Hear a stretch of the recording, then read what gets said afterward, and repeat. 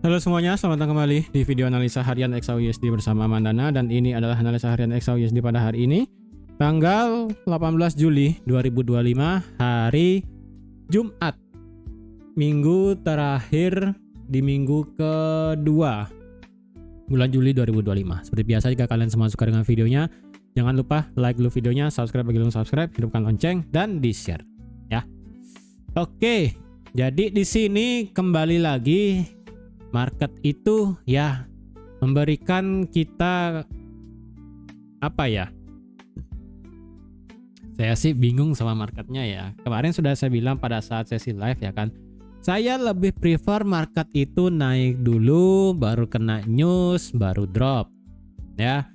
Tapi kenyataannya adalah market itu turun dulu, ngambil semua order block bullish, ngelewatin inducementnya H4, kemudian naik dan berhenti di zona yang sudah saya buat kemarin pagi. Ini saya nggak ngerti nih. Dari kemarin-kemarin ya. Kemarin-kemarin itu saya pengennya sekali lagi marketnya naik dulu baru turun. Intinya saya literally itu adalah pengen marketnya turun, tapi dengan kondisi syaratnya adalah naik dulu baru turun. Ya. Dari sebelum CPI ya, dari sini.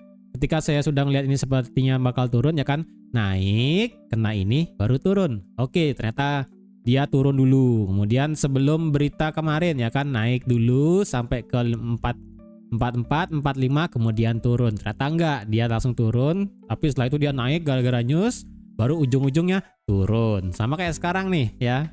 News kemarin kalau kalian lihat itu semuanya positif gila ya. Retail sales, ini data retail ini di bulan Juni ya. Di dalam artian adalah ini masih masuk di bulan Juni, belum bulan Juli. Karena kan ada skenario bahwa data itu sedikit dimanipulasi ataupun ada yang namanya penjualan yang aktif banget.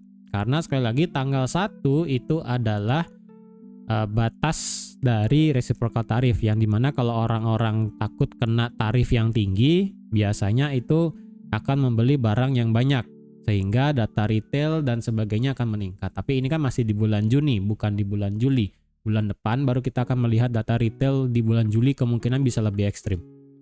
Ya, ini masih bulan Juni, naiknya lumayan ya, dari minus 0,9 yang month of month ke 0,6. Kemudian yang retail salesnya yang selain otomotif naiknya signifikan juga, dari minus menjadi 0,5. Sales controlnya juga naik dari 0,2 ke 0,5.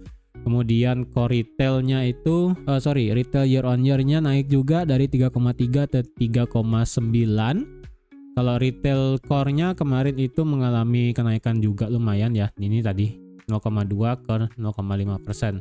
Kemudian tingkat penganggurannya ternyata turun lagi dari 228 ke 221. Philadelphia Manufacturing Index yang sudah saya kira bahwa dari segi manufaktur itu bakal positif, dan ternyata positifnya luar biasa ya. Dari minus 4 ke 15, itu lumayan. Kemudian dari segi ekspor year on year juga naik, kemudian dari impor flat. Berarti bisa dikatakan untuk dari segi impor tidak ada kenaikan harga, karena dari tarifnya ini masih belum berlaku ya kan, ekspor ini yang ternyata lebih banyak. Kemudian yang month of month-nya naik semua dari ekspor dan juga impor. Jadi overall di sini itu bagus semua sebenarnya ya. Makanya saya pribadi itu kemarin ya naik dulu baru turun gitu kan. Enak jadi yang kita ngelihat market itu loh. Naik dulu baru turun. Tapi kenapa ini tidak sesuai gitu loh.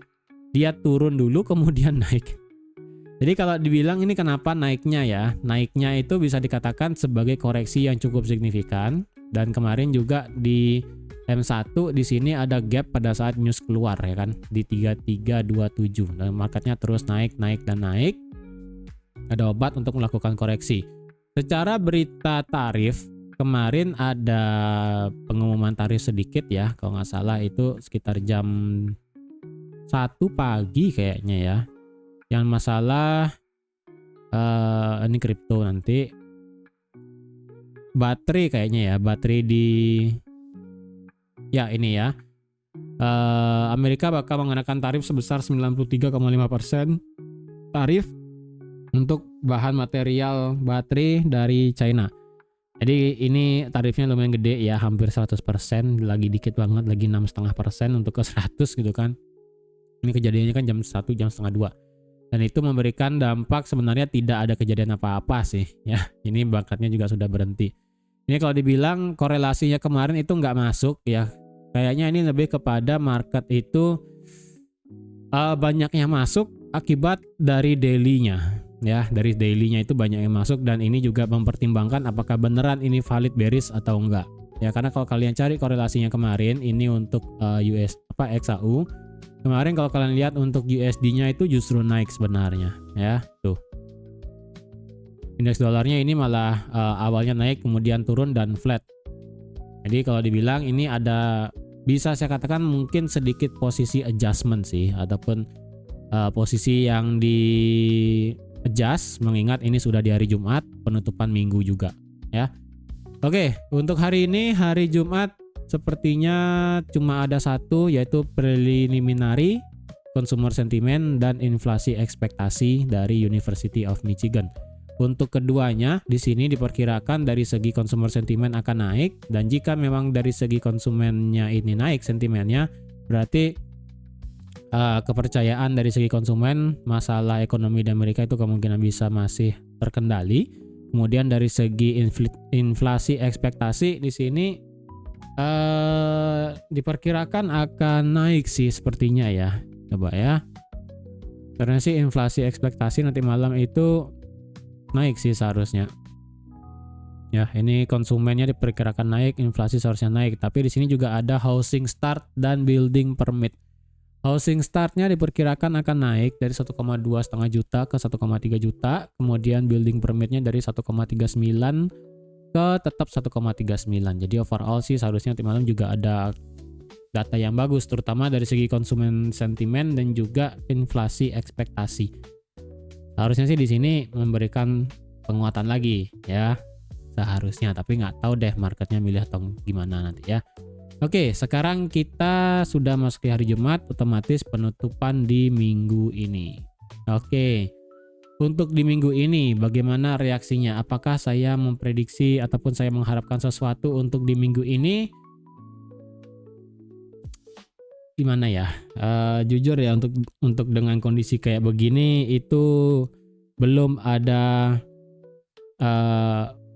kepastian apakah di sini marketnya bakal memilih untuk membuat break of structure atau inducement dan sebagainya. Karena kalau dilihat ya, kalau ini kan minggu lalu marketnya berhenti di 3356, oke, dan sekarang ini potensialnya bahkan turun. Nah, jadi apakah di sini potensial weekly ngebuat yang namanya head and shoulder di sini? Apakah valid? Belum pasti, karena ini kan right shoulder-nya masih dibikin ya, dan neckline-nya pun ada di sini di sekitaran 3267. Jadi ini juga belum valid, dan ini seperti yang sudah saya katakan berulang kali dari segi weekly ini juga berpotensial membuat yang namanya inducement, karena kayak kemarin ya kan, ketika dia ngebuat low lebih rendah ternyata dia membuat kenaikan. Di sini melakukan adanya inducement, di sini membuat break of structure. Jadi ini juga bisa inducementnya pindah ke sini sebelum lanjut naik ke atas juga bisa gitu loh. Ya. Ini kita lihat dari segi weekly penutupan candle doang. Kemudian dari segi weekly candle dengan tadi kan line chart, sekarang candle. Kalau candle sih ya saya nggak mengharapkan apapun sih jujur ya. Ini soalnya bentuk candle weekly-nya minggu lalu ini udah ngedrop ke bawah, kemudian ini juga masih flat. Dari bentuk candle kita nggak bisa ngelihat apapun sih. Ya. Dari segi candle ini tidak ada yang bisa kita lihat sebenarnya ya. Kalau dari segi weekly apakah ada trend line yang bisa ditarik? Coba trend line ini ya. Kita paksa dari trend line Januari 2025. Well, ini adalah trend line yang ada di 1 tahun 7 bulan ya. Lebih tepatnya selama 7 bulan terakhir di weekly. Berarti ini adalah perpotongan terakhir pada minggu ini ya. Berarti besok itu marketnya sudah open di benar-benar sudah kena batas terakhir dari candlenya ini. Dari trend line, sorry bukan candle ya. Ini adalah major selama 7 bulan terakhir ya. Ini start saya ambil dari 6 Januari ya kan. Kalau ditarik dari paling jauh sih itu udah nggak mungkin ya, karena itu sudah terlalu tinggi. Nah kalau kayak begini hanya ada 2 kesimpulan nanti ya. Jika dia break secara waktu, bakal memilih apakah dia lanjut naik ke atas atau dia memilih untuk ya udah ngebreak doang dan bisa untuk lanjut turun ke bawah, bisa. Karena walaupun secara trendline di sini secara waktunya bisa break ya, untuk secara data di sini saya masih belum banyak ketemu kasus di mana jika market itu break secara waktu ya, secara waktu beneran waktu ini kan. Karena kan kalau dicari secara waktu itu hari ini terakhir untuk di weekly candle-nya, otomatis minggu depan itu sudah buka marketnya itu di sini ya. Dan market buka di weekly minggu depan adalah bisa dikatakan di bawah ataupun di atas dari trendline di sini. Ini udah agak susah. Tadi saya katakan saya belum banyak ketemu data yang dimana kalau secara waktu, secara trendline itu lewat, apakah bisa dijadikan suatu konfirmasi bakal misalnya dia break ke bawah berarti dia lanjut turun, atau tetap konsolidasi, atau itu adalah trendline yang sudah tidak valid dipakai. Nah itu saya masih belum ketemu banyak kasusnya. Jadi rada berat kalau bisa saya katakan di sini jika secara waktunya ini bakal turun ataupun ini sudah ngelewatin trendline ya kan. Jadi secara trendline-nya ini kalian bisa pakai juga. Kemudian dari segi candle juga nggak bisa. Kemudian dari segi indikator secara stokastik dia nge-cross ke bawah ya. Yang fastnya 66, yang slow 71. Jadi yang fast itu momentum naiknya ataupun powernya sudah agak hilang ya, powernya udah agak hilang. Kemudian secara momentumnya RSI masih di 61. Jadi kalau weekly candle pada minggu ini ya berhasil mendorong RSI-nya di bawah 60, kemudian berhasil juga mendorong stokastiknya drop di bawah 70 keduanya. Kalau bisa sih juga sama-sama di bawah 60 ya, fast di bawah 60, slow di bawah 60, tapi kayaknya rada berat karena weekly itu agak pelan jalannya. Jadi kalau bisa sih di sini di bawah 70 keduanya, berarti tinggal yang slow aja sih yang belum di bawah 70. Jadi kalau yang slow juga di bawah 70, ini juga di bawah 60, berarti kemungkinan tidak ada minat yang beli sekarang. Sekarang tidak ada yang minat untuk beli, jadi consider bahwa ini bisa koreksi atau ya udah sideways agak panjang, itu aja. Ya. Kalau penutupan weekly candle yang saya harapkan sekarang kalau memang terjadi koreksi adalah tutup kalau bisa di bawah 3320. Ya, saya nggak tahu nih, saya 3320 atau enggak di bawah 3325. Ini saya nggak tahu ketemu angkanya bagus atau nggak sebenarnya ya. Tapi saya pakai angka penutupan candle di awal all time high ini aja ya di sini pada saat 14 April. Walaupun di sini kalau kalian lihat ini sempat break, turun lagi, break lagi, turun lagi, break lagi ke atas. Jadi ibaratnya ini kayak pivot juga enggak, support juga enggak, tapi yang penting kalian tahu angka cantik aja 3325 ya. Jadi kalau kemungkinan tutup di bawah 3325 pada minggu ini ya berarti bisa ada kemungkinan minggu depan kita akan masih bearish. Dari segi daily sekarang, kemarin saya katakan jika misalnya marketnya tutup benar-benar ngelewatin inducement H4 maka daily akan bearish. Kemudian daily akan bearish dan kemudian H4 bearish, semua time frame akan bearish. Nah, kalau dengan kondisi kemarin ya, kan sudah saya bilang di sini ada fair value gap-nya. Oke. Ini ada EVG. Kemudian di sini ada EVG-nya. Nah, kemarin berarti EVG-nya itu sudah diisi semua. Ya. Kalau pakai EVG yang kemarin di tanggal 1 Juli, ini sudah terfill semua. Ya, kalau mengulang kejadian kemarin. Tapi kalau hanya melihat EVG yang terakhir ataupun EVG last ya, benar-benar terakhir banget di tanggal 10 Juli kemarin, EVG-nya sudah ke fill, bahkan sudah lewat, tuh kan, udah ke fill dan sudah lewat di sini, tuh. Tapi penutupannya itu masih di atas EVG-nya. Jadi kalau kayak di sini sih ini masih Gimana ya? Masih belum jelas sebenarnya apakah ini masih prefer untuk lanjut naik atau dia sideways dan sebagainya. Tadi kan saya katakan ada untuk dari segi weekly trend line. Kalau dari segi daily trend line-nya itu pas marketnya kena di sini. Nah, kalian bisa lihat.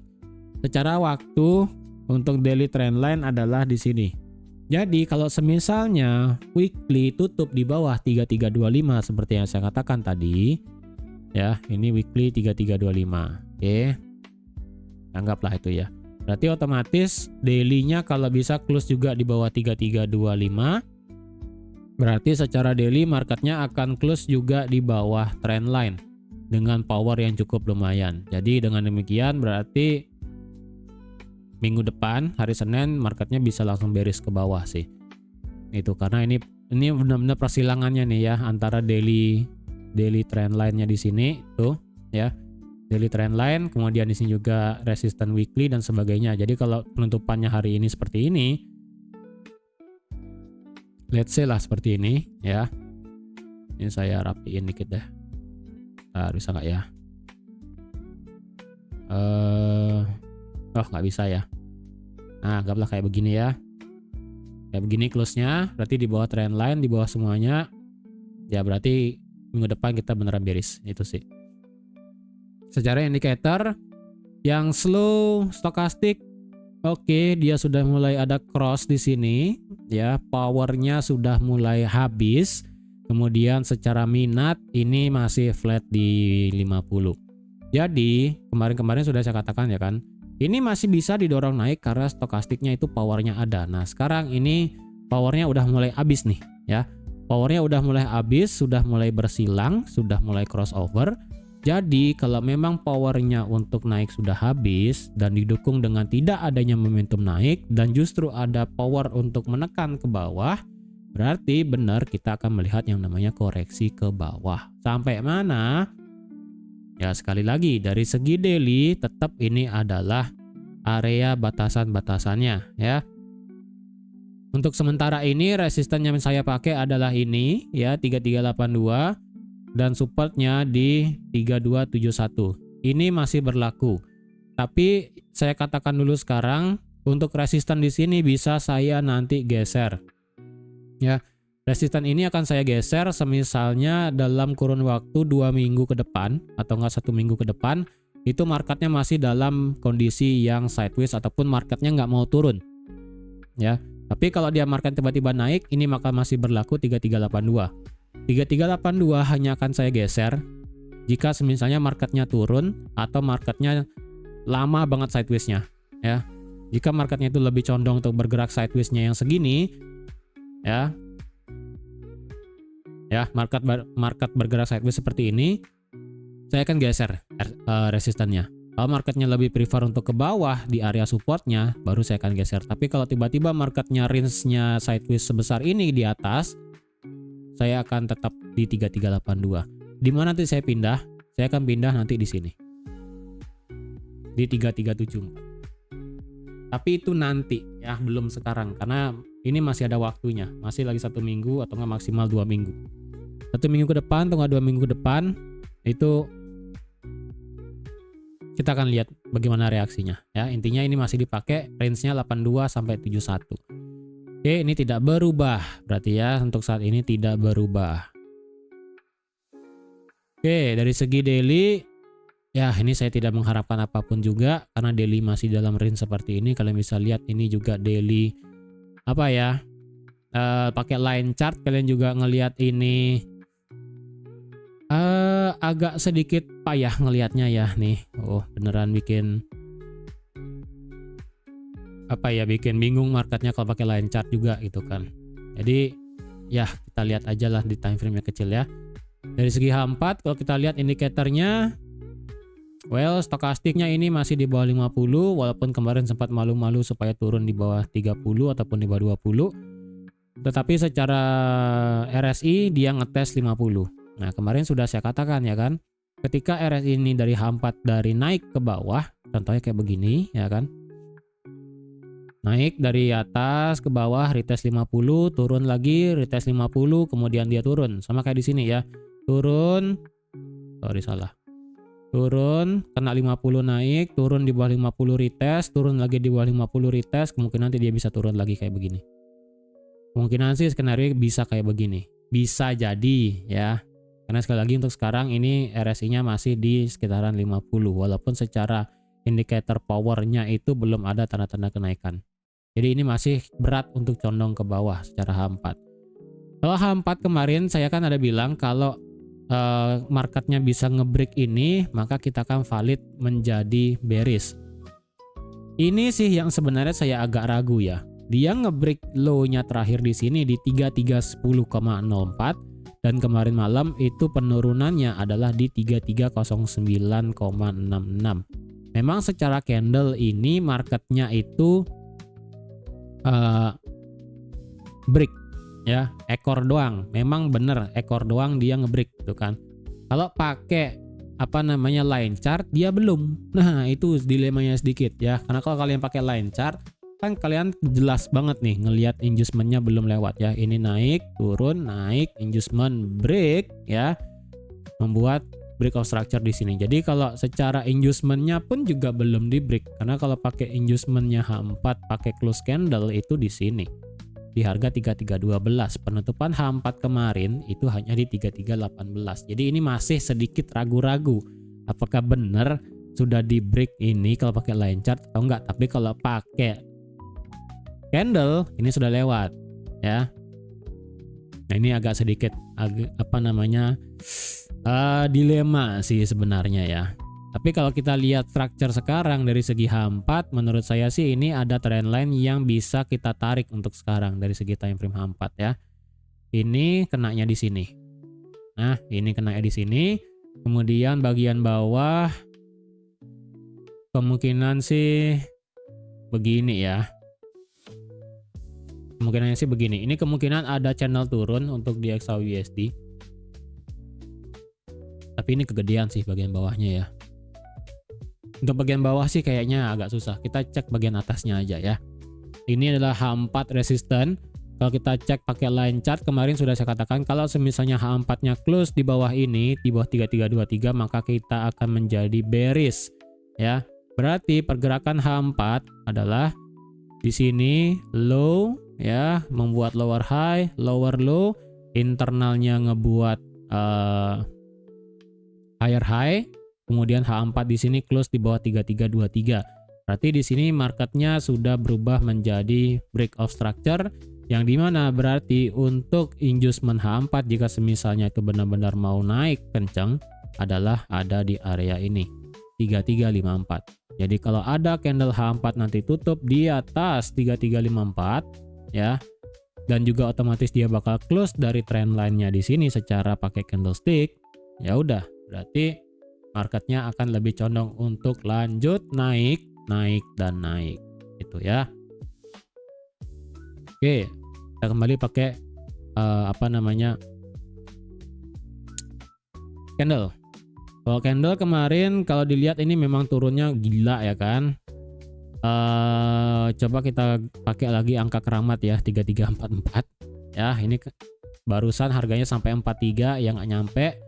Kayaknya 44 ini kita masih bisa pakai untuk sebagai angka keramat aja.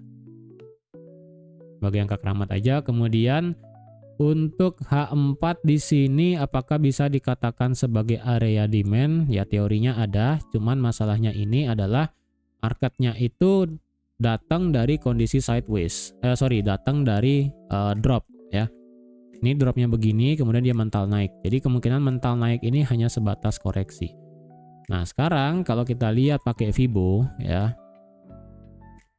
anggaplah kasarannya ya, coba kita hitung pakai Fibo dari ekor ke ekor, oke, dari satu tarik sini sampai sini, maka ini sebenarnya ya dari sinilah ya, dari sini sampai sini, maka di sini seharusnya marketnya itu kemarin bisa turun sampai ke 3304 sebenarnya ya, 3304 karena itu adalah 1272. Tapi kalau kita pakai penutupan candle ya, yang dari sini sampai sini, ini sebenarnya marketnya itu sudah kena di 1272. Makanya saya katakan kemarin satu candle H4 ini tuh bikin error sebenarnya ya. Satu candle H4 ini bikin error. Jadi kalau dilihat ini kan ketika dia, kalau kita pakai line chart, naik, turunnya pas berhenti di 1272, berhenti close candle H4. Ya, makanya jadi wajar dia bergerak naik. Dan sekarang kalau kita balik Fibonya, ya, balik Fibonya, ini sekarang sebenarnya marketnya tuh ya secara line chart sih belum kena ya. Secara line chart belum kena. Ini sekarang sudah kena 50%, tapi kalau pakai candlestick itu sudah kena 61,8. Tapi ini kan secara penutupan candle. Kalau kita pakai ujungnya ya, ujung atas dan ujung bawah, ini pas juga 50% sudah kena di 3343 dan 61,8-nya itu ada di 3350. Jadi kalau kalian ada yang beranggapan ingin sell di sini juga masih make sense. Ya, karena sekali lagi H4 itu sudah bearish ya, karena di sini marketnya juga sudah menutup lebih rendah dari ini ya, terjadi yang namanya break of structure di sini, close candle. Jadi otomatis H4 bearish ya, masih bearish, belum ada bullishnya dari segi H4. A1 sekarang apakah kita bisa nge-sell ya? Kemarin sudah saya bilang di sini ada area supply-nya, ini marketnya respect. Kalau kalian ingin nge-sell sekarang, consider stop loss-nya akan besar karena ini besar banget areanya ya. Kalau ada yang mau cari aman ya, kalau ada yang mau cari aman untuk nge-sell, menurut saya adalah ini ada support sedikit di 30 bekasnya ya. Bekasnya bentar, ini 30, bentar saya cari ulang ya. Oke. Ya. M30 coba kita cari ya. M30 ini ada fair value gap gede. H1 di sini sih ada fair value gap gede ya. Ini H1 gede banget nih fair value gapnya ya. Secara H1 sih ini marketnya apa namanya, teorinya udah change of character ya, karena di sini marketnya melakukan change of characternya di sini. Nah, close candle kemudian marketnya terbang ya kan. Jadi kalau ini memang marketnya turun, di sini H1 ada EVG ya. Kita akan lihat nih yang mana lebih menang, structure H1 atau H4. Tapi secara teori sih sebenarnya time frame besar yang menang ya kan. Kalau M30 sebesar ini fair value gapnya yang di bawah ya, fair value gap terakhir nih di sini.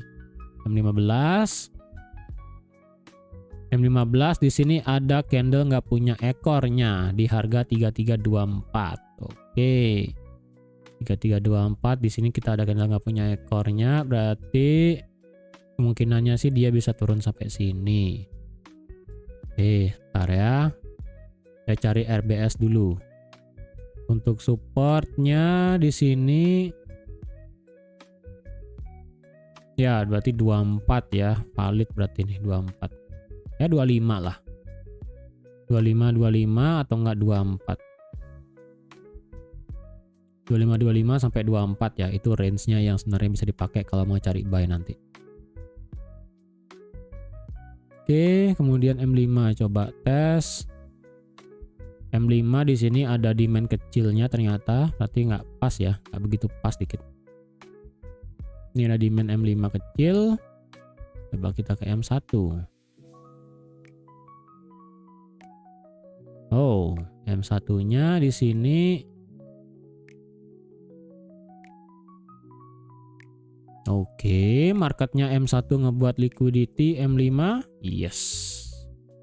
Oke, di sini ada liquidity di sini ya. Seret. Nah. Ini ada liquidity di sini.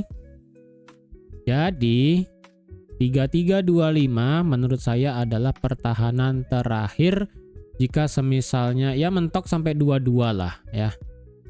3325 sampai 332, let's say lah 3321 tengah 3322 ya. Ini adalah pertahanan terakhir. Walaupun di sini ada demand M5 ya kan, tapi dari 25 sampai 22 adalah pertahanan terakhir karena kalau sampai itu jebol, maka possible-nya marketnya bisa turun untuk ngejar liquidity yang sampai bawah di sini ya. Yang start dari harga 18 sampai 09. Lumayan jauh ya. Jadi kalau ada yang mau nge-sell karena akibat dari supply ini atau nggak drop base dropnya di sini, Kalau mau instant sell konfirmasi sih belum ada sebenarnya ya. Konfirmasinya sih sebentar. M15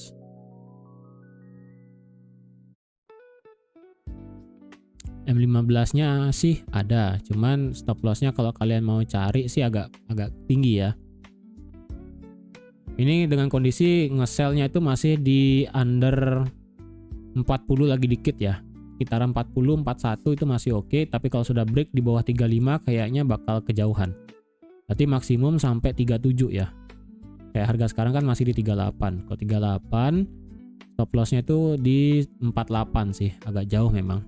Karena mau nggak mau itu wajib di atas trend line-nya ya kan, dan di atas dari 44 dan 45.